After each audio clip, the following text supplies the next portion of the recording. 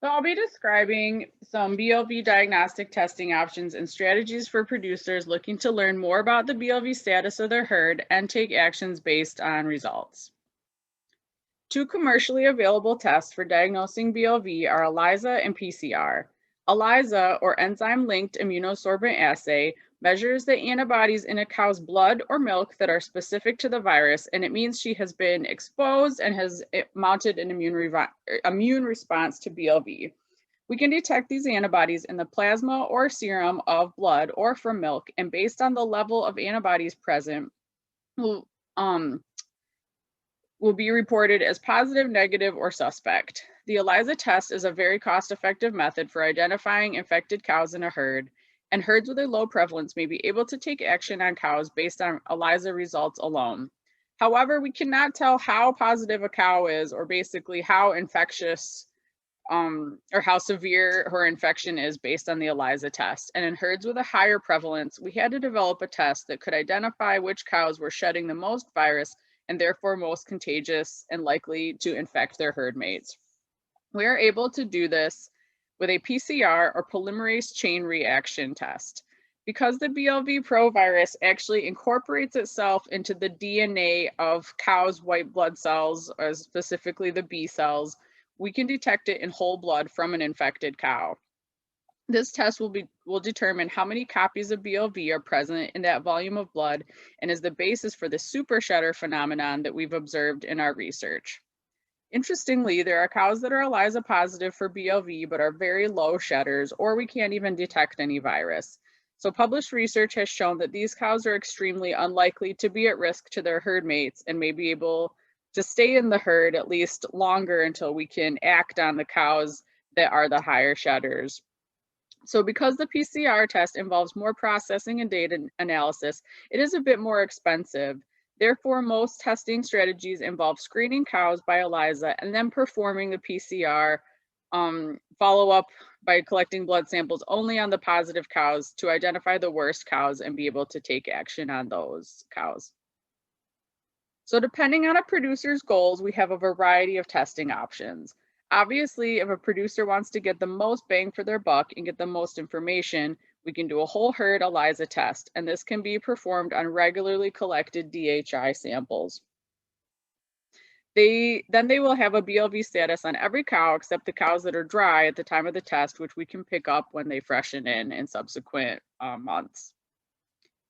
So obviously, depending on the size of the herd, a whole herd test may not be in the producer's budget. Additionally, if a producer has never done any BLV testing before and doesn't have an idea of where they stand, I'll usually recommend a BLV herd profile.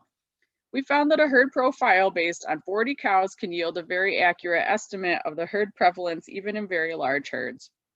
So these 40 cows include the 10 freshest cows at that DHI test from lactations 1, 2, 3, and 4 or greater. And it can be run, like I said, it can be run on milk from the regular collected DHI test samples.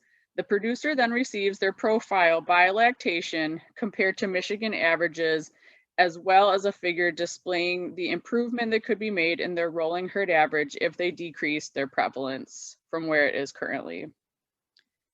I also have producers that will test only fresh cows each month to get an updated status that may determine their breeding decisions. So whether they want to breed those cows back, if they want to manage positive cows differently during shots, palpations, etc.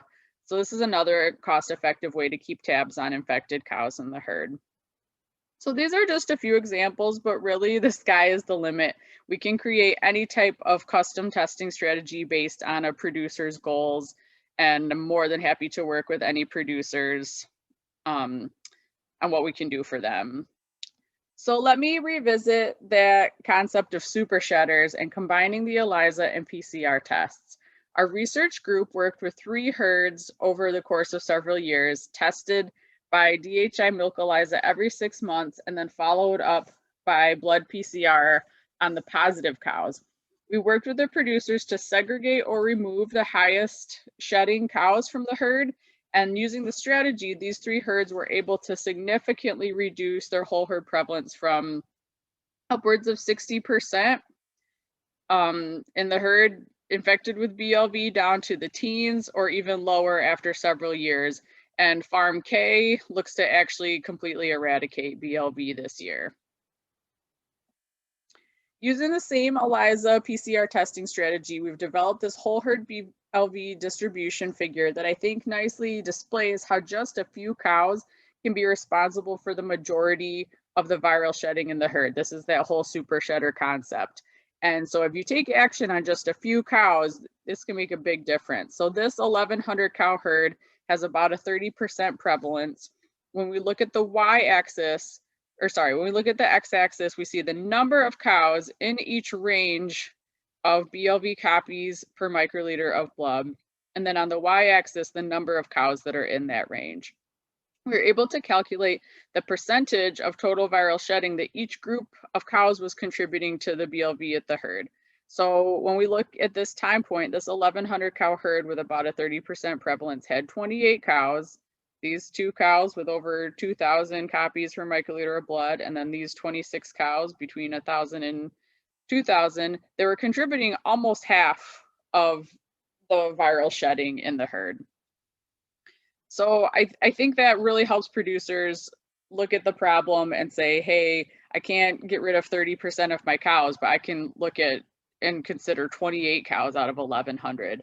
So the producer was able to work these cows out of the herd as aggressively as they were able, taking into account many other management decisions, and then 1 year later had realized a huge improvement. I'll be discussing how these strategies have been applied in other herds in my video on herd consultations.